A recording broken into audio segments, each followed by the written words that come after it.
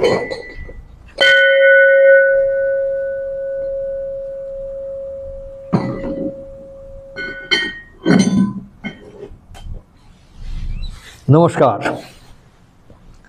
আগের দিন যে বিষয়টা নিয়ে আমরা কথা বলেছিলাম, সেদিন ক্যামেরার এদিকে আমাকে দেখেছিলেন, কিন্তু ক্যামেরার পেছনে দুজন মানুষ ছিল, তাদেরকে আপনারা দেখতে পাননি। দ্বৈপায়ন আর নজিব, এই দুজন মিলে কিন্তু ক্যামেরার পেছনটা সামলায়। এখানে এই যে রেকর্ডিংগুলো হয় তার এইখানে যখন ভিডিওটা রেকর্ড করছিলাম, আর তারপরে যখন এটাকে নিয়ে কাজ হচ্ছিল, বাইরে আপনাদের কাছে পৌঁছবে, কি করে লোকের কাছে পৌঁছবে, লোকেরা কতটা আগ্রহ নিয়ে সব শুনবে, এইসব নিয়ে কিছু প্রশ্ন তো থেকেই যায়।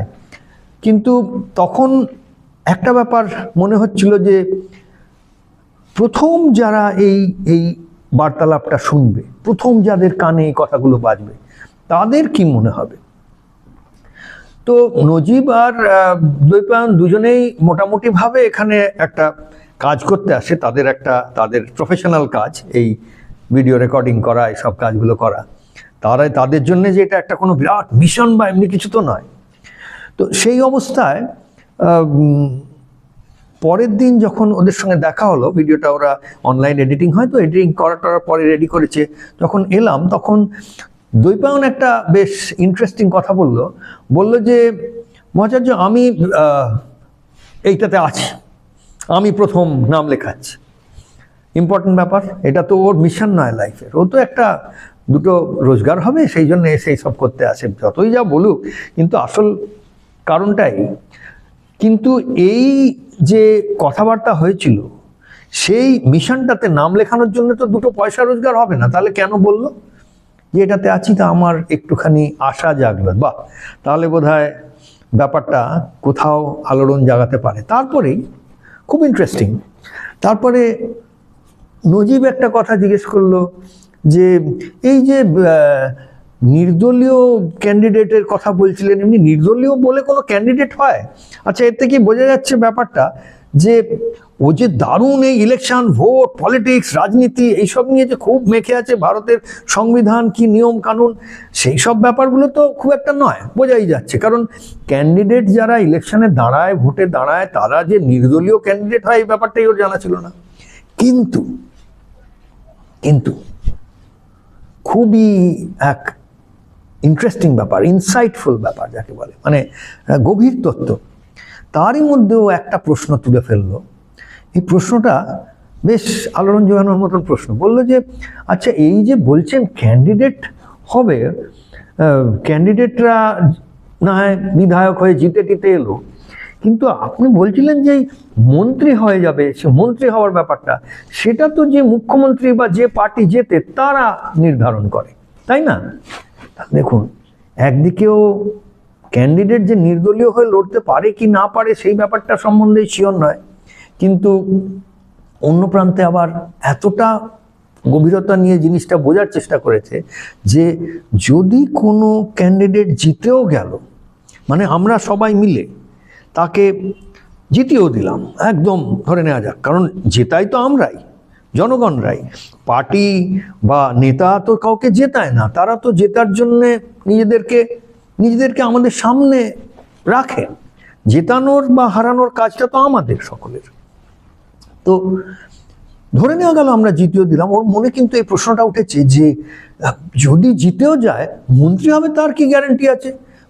যে পার্টি জিতবে সেই পার্টি যদি তাকে মন্ত্রী না করে, তাহলে তার মানে আগের দিন যে ব্যাপারটা, যে স্ট্র্যাটেজিটার কথা বলেছি, সেটার মধ্যে কোথায় ছেঁদা, কোথায় একটা গরমিল থাকতে পারে, সেটা কিন্তু পরিষ্কারভাবে বেশ বিশ্লেষণ করে ভেবেছে, বুঝেছে, আর সেই নিয়ে প্রশ্নটা রেখেছে।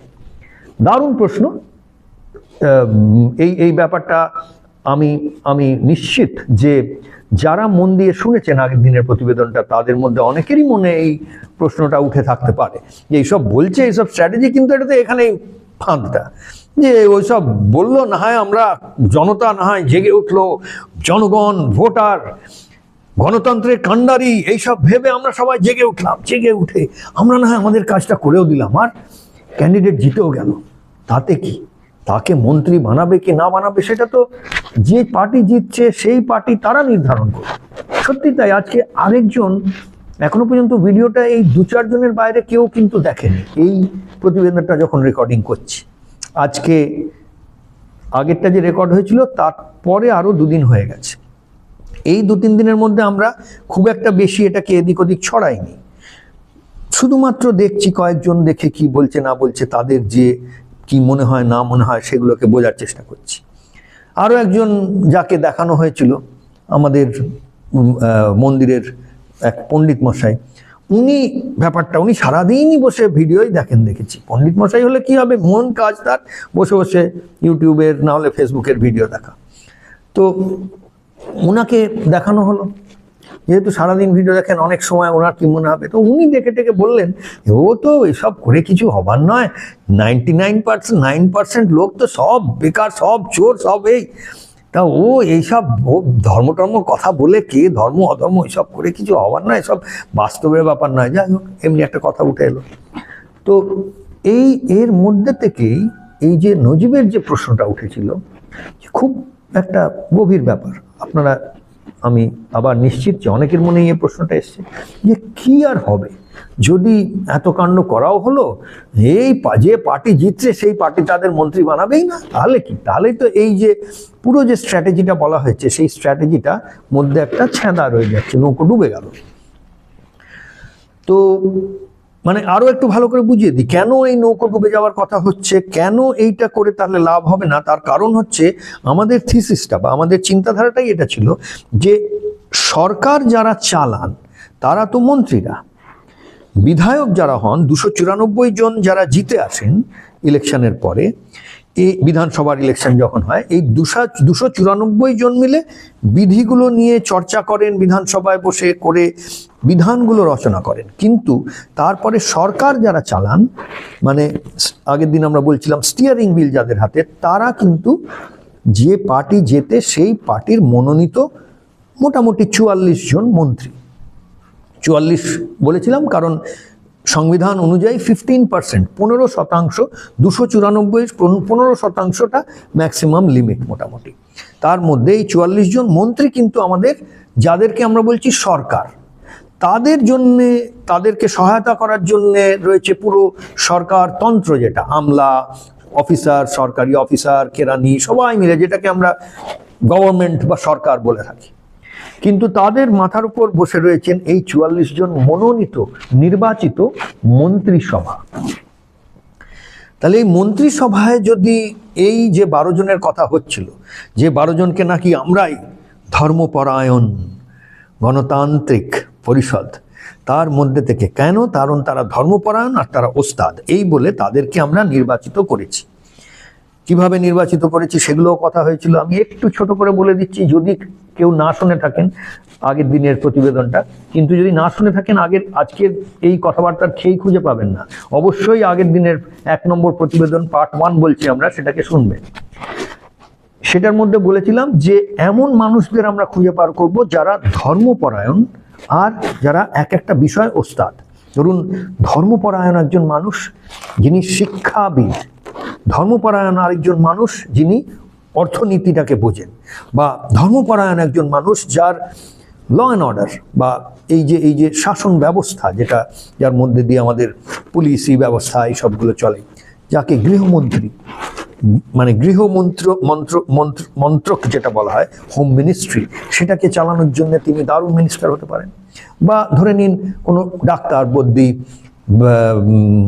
আয়ুর্বেদের বিরাট ডাক্তার, যেই হোক, যিনি স্বাস্থ্যর ব্যাপারটাতে খুব ভালো করে বোঝেন, আর কি করে একটা সরকারি শাসন ব্যবস্থা বা যে কোনো বড় সংস্থা কি করে চালাচ্ছে সেই সব ব্যাপারগুলোও বোঝেন। এইরকম মানুষদের হাতে আমরা যদি মন্ত্রী পদটাকে তুলে দিই তাহলে কেমন হয়? 44 জনের মধ্যে না হলেও 5 জন, 8 জন, 10 জন যদি এরকম মানুষ থাকেন যারা প্রাথমিকভাবে ধর্মপরায়ণ আর যারা একটা বিষয় তারা দক্ষ, তারা ওস্তাদ, এরকম কয়েকজন লোককে খুঁজে বার করে আমরা নির্দলীয় আগের দিন বুঝিয়েছিলাম, সর্বদলীয়, নির্দলীয় হিসেবে আমরা ক্যান্ডিডেট হিসেবে তাদেরকে আমরা মনোনীত করছি, আর তাদের নিয়ে হইচই করে এই যে সোশ্যাল মিডিয়া এইসবের মধ্যে দিয়ে ভিডিও টিডিও করে আমরা বেশি খরচা কিছু নেই, বিরাট র্যালি করতে হবে, এই করতে হবে, সেসব কিছু নয়। একটা এরকম ধরে নেওয়া গেল 12টা কনস্টিটুয়েন্সি, 294টা কনস্টিটুয়েন্সির মধ্যে 12টা মাত্র কনস্টিটুয়েন্সিকে আমরা টার্গেট করি। এই 12টা কনস্টিটুয়েন্সি থেকে 12 জন এরকম মানুষ লড়লেন যারা নির্দলীয় ক্যান্ডিডেট হিসেবে লড়লেন। আমরা আগের দিন বলেছিলাম নির্দলীয় মানেই কিন্তু, বা ইন্ডিপেন্ডেন্ট মানে সর্বদলীয়, তারা কোনো দলেরই নন, কিন্তু তাই জন্যে তারা যে কোনো সব দলের পক্ষেই তারা খুব গ্রহণযোগ্য, আর তারা নিজেরাও যে কোনো দলের জন্য কাজ করবেন।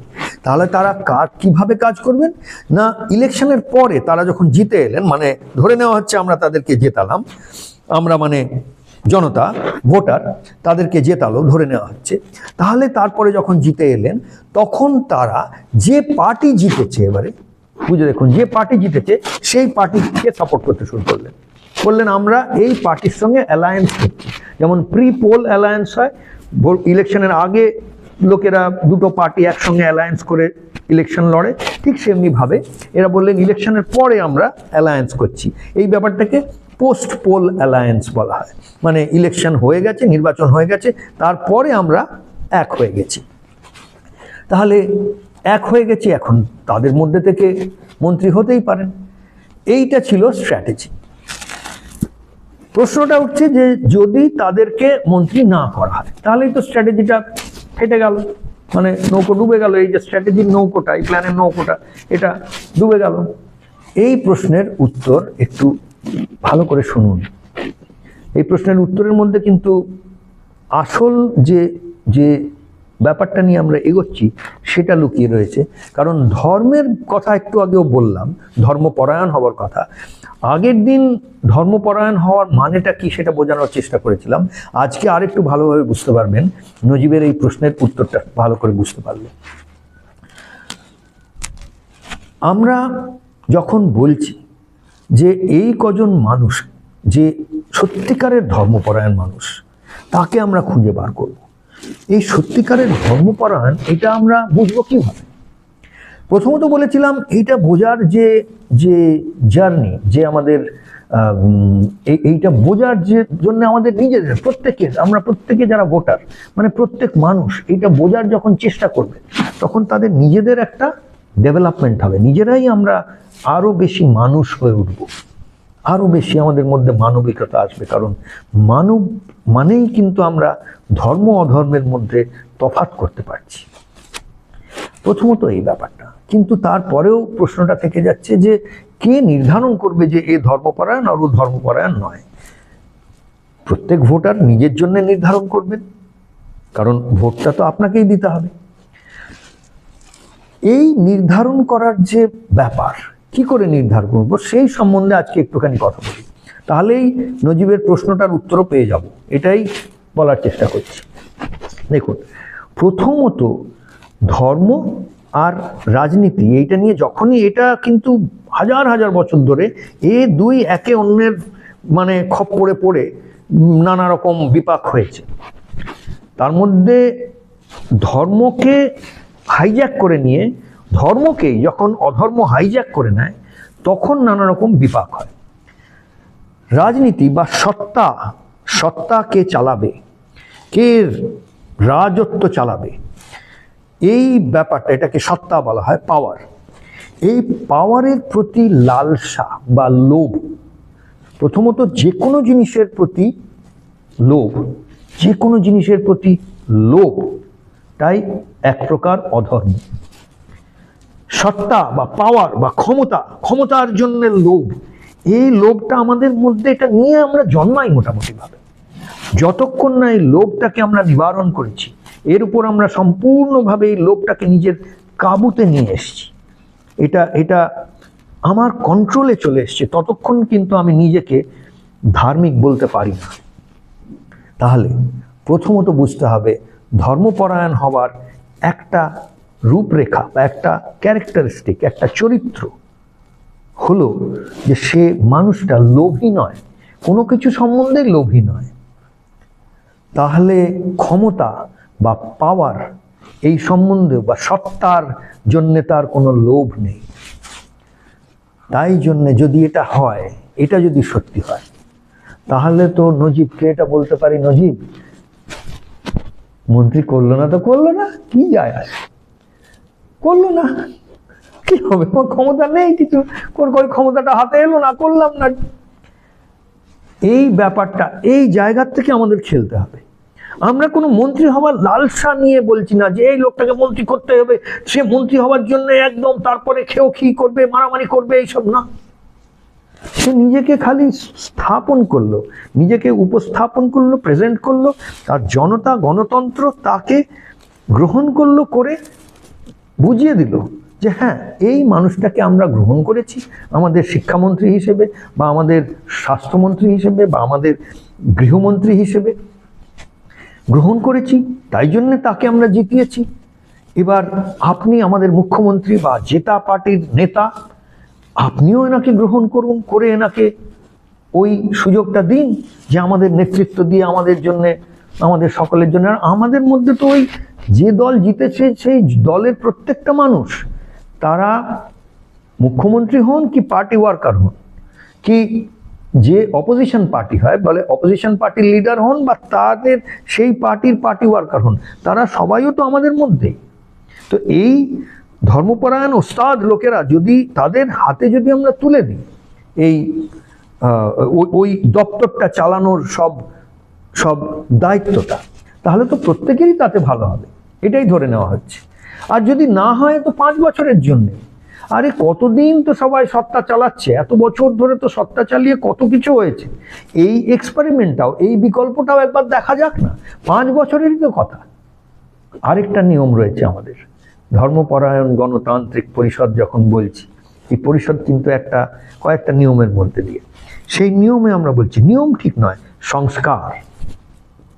তো এই প্রধান একটা সংস্কার হলো যে কোনো একজন মানুষ একটা টার্মের বেশি কোনো পদে থাকবেন না। তার মানে 5 বছরের জন্য তাকে করা হচ্ছে মন্ত্রী, কিছুতেই তিনি নিজেই 5 বছরের কমও থাকবেন না, 5 বছরের বেশিও থাকবেন না। মানে একটা টার্ম আমাদের সংবিধানে রয়েছে 5 বছরের, 5 বছরের জন্য। তাহলে যিনি স্বাস্থ্যমন্ত্রী হচ্ছেন, তিনি যে স্বাস্থ্যমন্ত্রী এবারও হলেন, আবার পরের ইলেকশনে তিনি আবার স্বাস্থ্যমন্ত্রী হলেন, তারপরের ইলেকশনে আবার একটা, না, এটা নয়। হ্যাঁ, পরের ইলেকশনে তিনি প্রথম থেকে বলতে পারেন যে আমি একটা অন্য পদের জন্য এবারে চেষ্টা করতে চাই, আর সেই পদে তার নিজস্ব কোনো দক্ষতা থাকা উচিত, সেই হিসেবে যদি তাকে তিনি আগের থেকে বলে দেবেন, আর সেই পদে যদি তাকে মানুষ জেতায়, তাহলে তিনি তবুও সেই পদের দাবিদার হতে পারেন। একটু কমপ্লিকেটেড হয়ে যাচ্ছে ব্যাপারটা, অতটা যারা বুঝছেন না ওই অত কিছু ভাববেন না, কিন্তু এতটুকুই ভেবে চলা যাক যে আমরা বলছি যে একটা পদে একটাই টার্ম, একটাই 5 বছর, ব্যাস। তারপরে সে জীবনে আরো অন্য কাজ করুন না। এই সত্তা চালানো, মিনিস্টার হওয়া, এটাই কি জীবনের একমাত্র লক্ষ্য? আরো তো কত কাজ আছে, করবেন। এরকম মানুষ যাদের সত্তার প্রতি কোনো লোভ নেই, এটা প্রথম ক্রাইটেরিয়া বা প্রথম চারিত্রিক একটা গুণ হওয়া উচিত, যে মানুষগুলোকে আমরা নির্বাচন করি তাদের মধ্যে, যে তারা নিজের থেকেই বলবেন আরে নির্বাচন করেছো তো, 5 বছর কম, জীবনে কত কি করার আছে, এই জীবনে এত কিছু করার আছে, তার মধ্যে সারা জীবন আমি খুবই সত্তাই চালাবো, খালি এই ছড়ি ঘুরিয়ে বেড়াবো, নেতাগিরি করবো না, খালি মন্ত্রিত্বই করবো, আরো কত কিছু আছে জীবনে করার।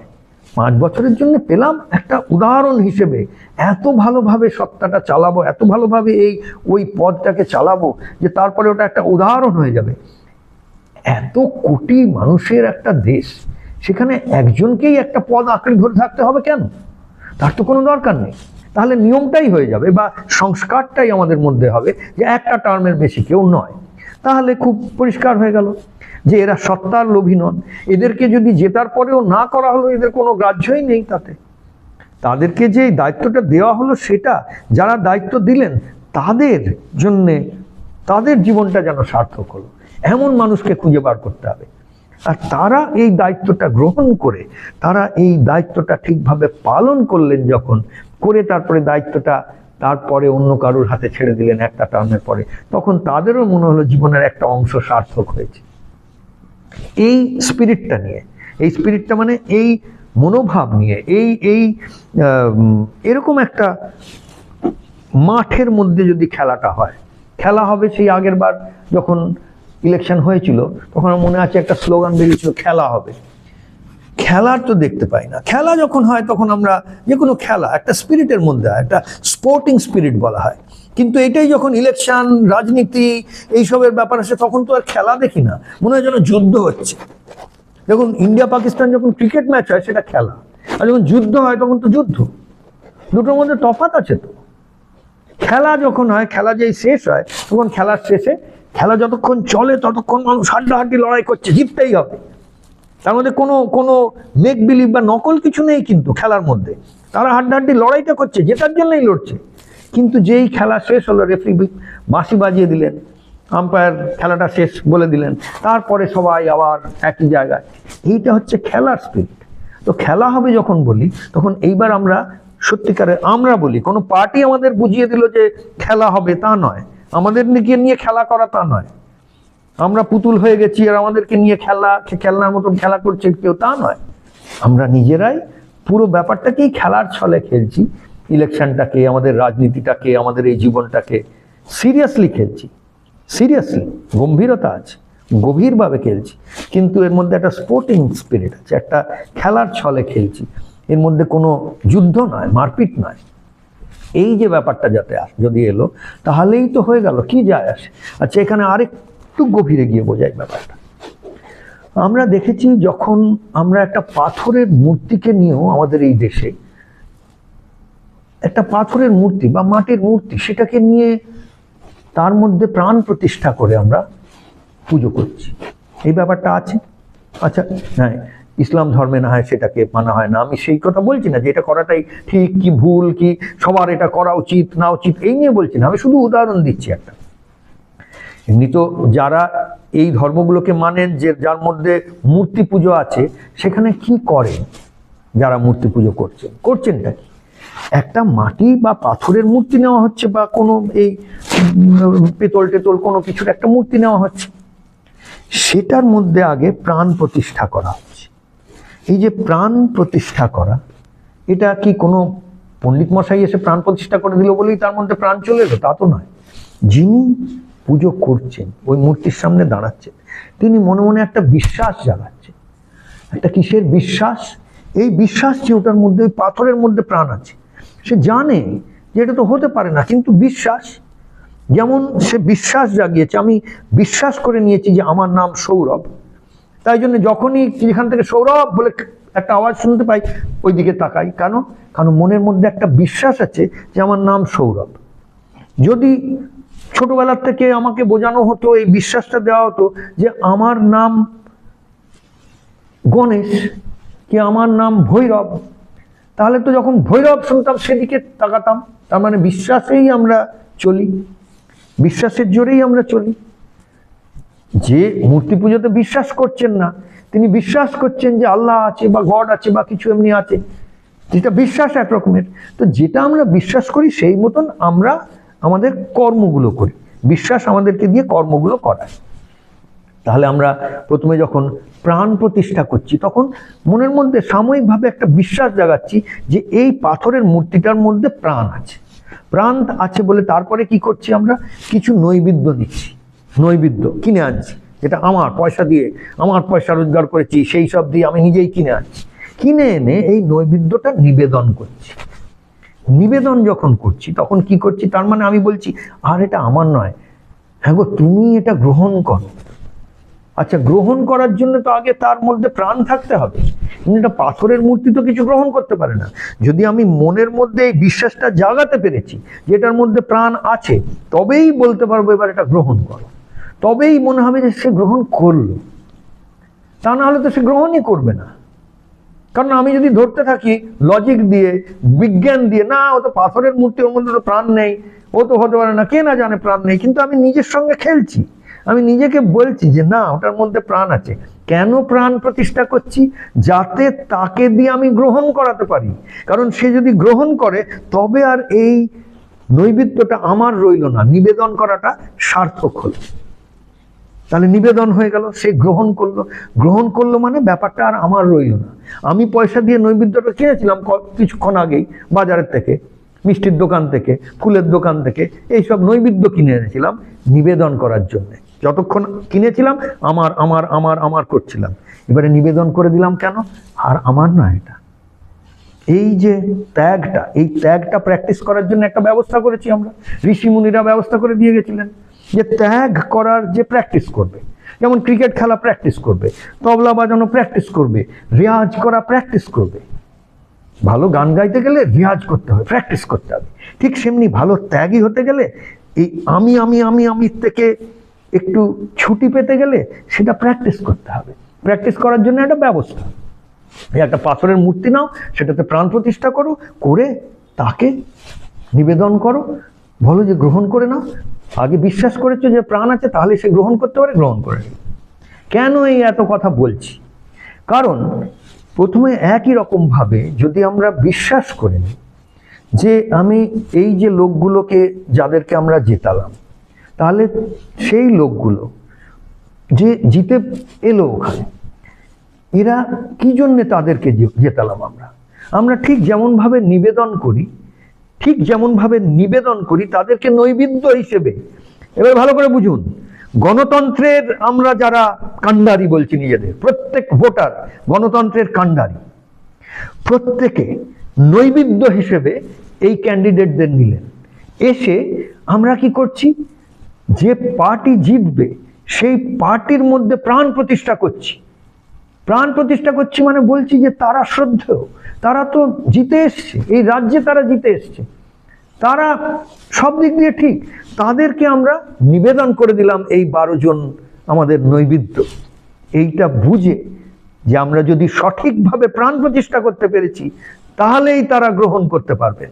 যদি তারা গ্রহণ না করেন, যাদের মন্ত্রী করলেন না, তার মানে এই যে আমরা সেই পাথর প্রতিমার মধ্যে প্রাণ প্রতিষ্ঠা করার যে চেষ্টা, সেটাই বিফল হয়েছি। তার মানে যে পার্টি জিতেছে, আমরা আগেই ধরে নিচ্ছি সেই পার্টির তো ওই ক্ষমতাই নেই, সেই পার্টি যেন পাথরের, সেই পার্টির মধ্যে ওই প্রাণই নেই যে সঠিক মানুষটাকে, ধর্মপরায়ণ ওস্তাদকে সে গ্রহণই করবে না। কিরকম সে পার্টি? কেনই বা হবে? এই বিশ্বাসটা নিয়ে আমরা এগোবই বা কেন?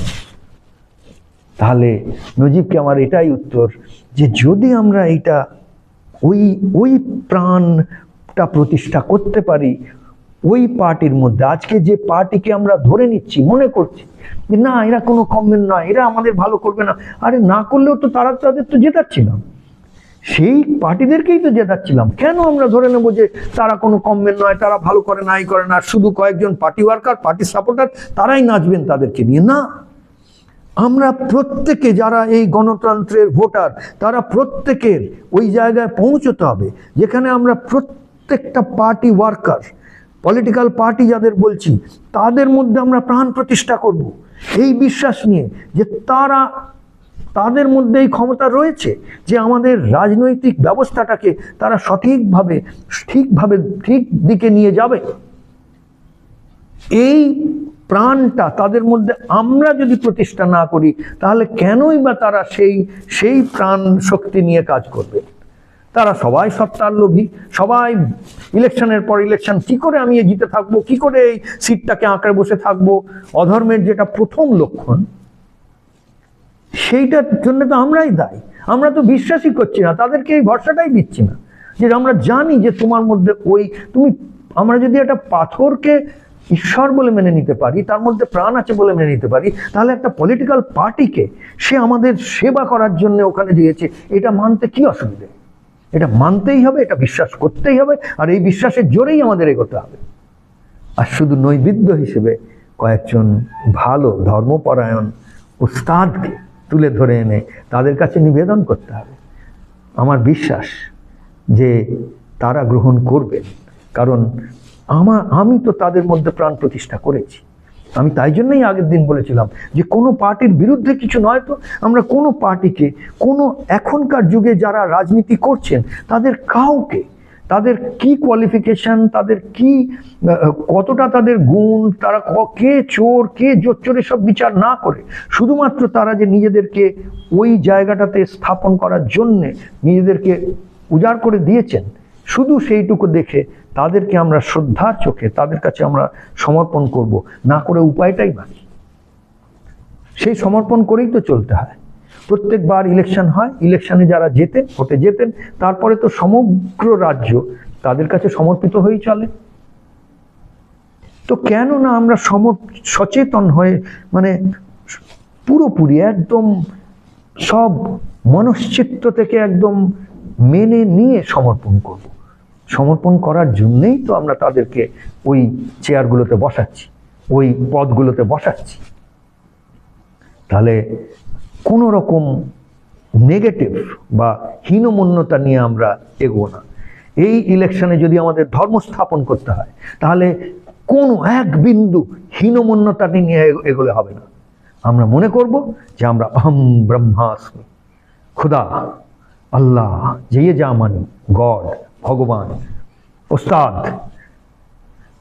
পণ্ডিত, যা বলতে চাই, আমাদের মানুষের মধ্যে দিয়েই এই ব্যাপারগুলো প্রকাশিত হয়।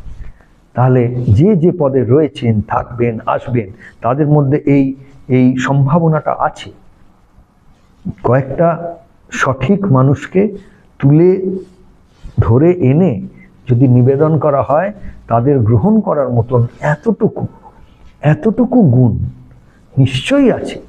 যে পার্টি জিতবে সেই পার্টির কাণ্ডারীদের মধ্যে, সেই পার্টির যারা চালান তাদের মধ্যে এতটুকু গুণ নিশ্চয়ই আছে।